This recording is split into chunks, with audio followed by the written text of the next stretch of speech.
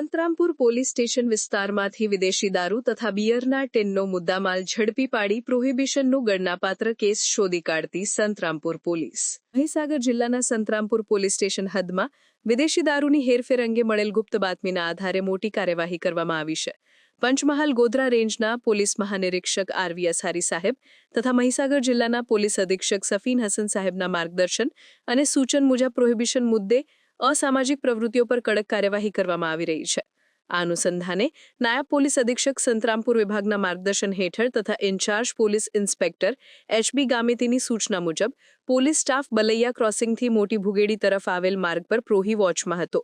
આ દરમિયાન assistant police commissioner Anilkumar વજેસીને મળેલ બાતમીના આધારે એક સફેદ કલરની કંપાસ જીપ ગાડીને નાકાબંધી દ્વારા અટકાવતા તેમાં ભારતીય બનાવટી વિદેશી દારૂની પેટીઓ અને બિયરના ટીન મળ્યા હતા.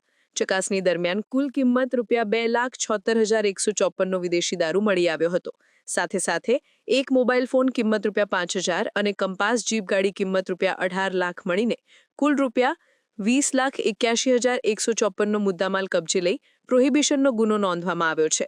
આ કાર્યવાહીમાં in charge police inspector HB Gamiti, police sub inspector KM Maliwad, assistant head constable Kalpeshbhai Arvindbhai અને Jitendrabhai Motibhai, assistant police commissioner Anilkumar Vajsi, Jayeshbhai Kalubhai અને ગિરીશભાઈ માનસિંહભાઈનો મહત્વનો ફાળો રહ્યો. આ સફળ કામગીરી માટે સંતરામપુર પોલીસની ટીમને અભિનંદન પાઠવવામાં આવ્યા.